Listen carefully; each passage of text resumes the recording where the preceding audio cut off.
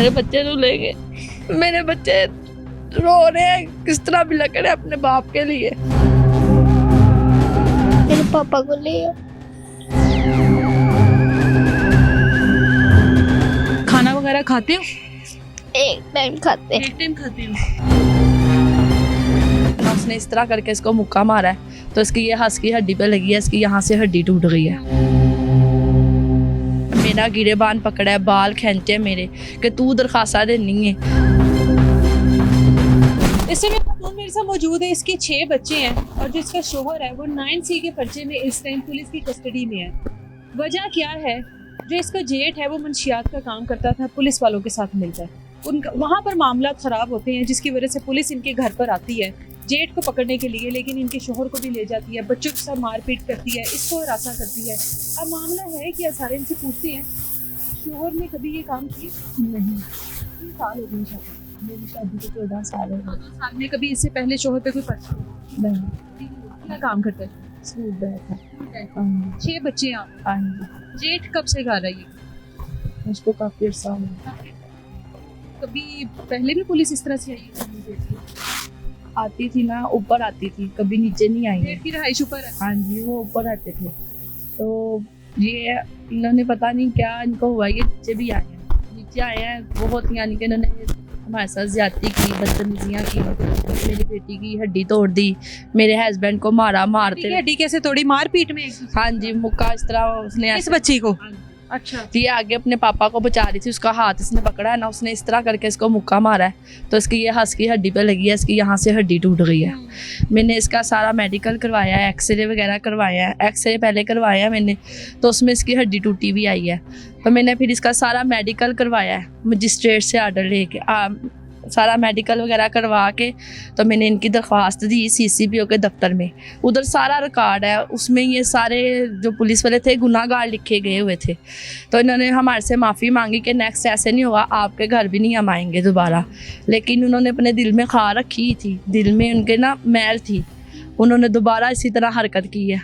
तो दोबारा आए हैं, मारा है, मेरा गिरेबान पकड़ा है, बाल खींचे मेरे कि तू दरखास्ता देनी है, तू दरखास्ता देनी है, साडे खिलाफ जुबान बंद कर ले। तू अपनी ज़ुबान बंद कर ले, तू ज़ुबान बंद करेंगी ना तो तेरे बंदे नूं असीं छड्ड दांगे। मेरे मियाँ को लेके गए हैं, इस टाइम आपका पुलिस वालों जेल में है या? जेल में है, कैंप जेल में है मेरे मियाँ। 8-1.5 महीना हो गया है कि वो कैंप जेल में है। तो मैं बड़ी जगह गई हूँ, मैंने कोई इनका कदम नहीं पहले उठाया। मैं डर गई थी कि वाकई मेरी दरख्वास्त देने की वजह से मेरा मियाँ फंस गया। मैं डर गई, मैं कहीं नहीं गई।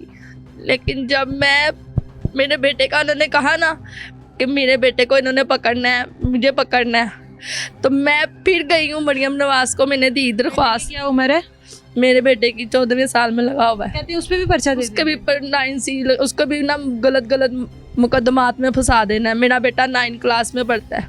मैं चाहती हूँ मेरा बेटा पढ़ लिख के कुछ बन जाए। सारी ज़िंदगी अब हमने इस तरह तो नहीं ना रहना कि बस एक माँ बाप की यही ख्वाहिश होती है औलाद पढ़ के कुछ बन जाएगी तो हमारे लिए कुछ फ़ायदा हो जाएगा।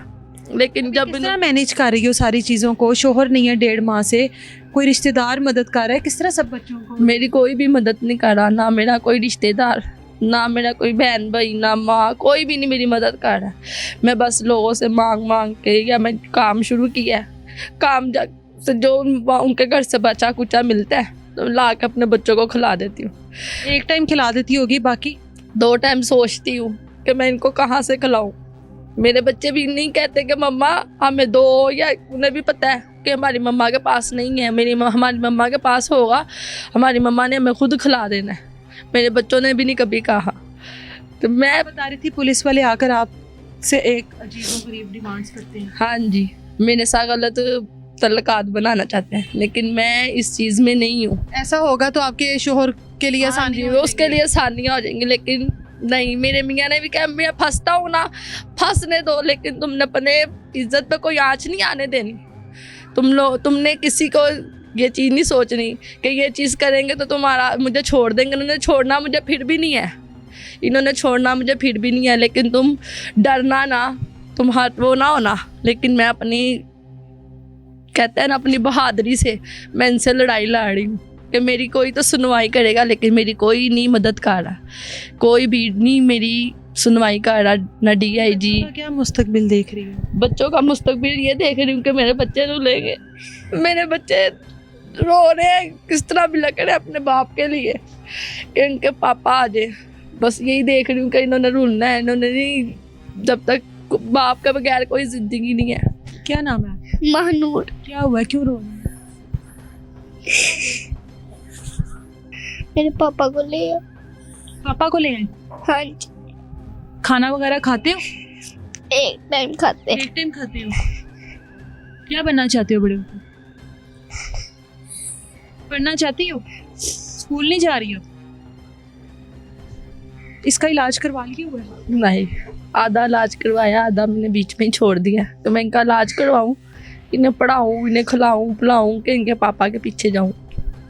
मैं इसका इलाज वहीं पे ख़त्म कर दिया। कोई उम्मीद है इंसाफ की? कोई इदारों से कोई उम्मीद है? मुझे तो कोई उम्मीद नहीं नज़र आ रही। अगर कोई उम्मीद होती तो अब तक मुझे कोई आवाज़ आ जाती कि कोई तो मेरी सुनवाई हो जाती कि आओ बीबी तुम्हारी कोई सुनवाई करे। शोहर को ले जाने के बाद दोबारा आई है पुलिस यहाँ पर? 2 दफ़ा आए हैं मेरे दरवाजे पे, बस वो तीनों आए हैं, वो तीनों ही मुझे तंग करते हैं। अब वो तीसरे का यहाँ से तबादला हो गया है, ये थोड़े दिन ही हुए हैं, चला गया। वो 2 जिने हैं, SI तैयब फारूक और मुंतसिर। अब उस थाने में वो 2 जिने हैं। जिसने मेरी बेटी की हड्डी तोड़ी थी ना, उसको पता चल गया है कि ये औरत इस तरह कर रही है, उसने अपना तबादला करा लिया यहाँ से कि मैं बच जाऊँ। अगर मेरी किस्मत में मुझे इंसाफ मिलना लिखा होगा ना तो मुझे इंसाफ मिल जाएगा। किस्मत से इंसाफ मिलेगा, नहीं तो इदारों से उम्मीद नहीं है। ये नहीं बच्चों है। के जो आंसू हैं ये इस तरह से नहीं जाएंगे। बेबसी का आलम आप लोगों के सामने है, किस तरह से अपने वालिद को याद करके रो रही हैं, घर के हालातों की वजह से रो रही हैं। किस्मत से इनको इंसाफ मिलेगा। इजाज़त दे मुझे।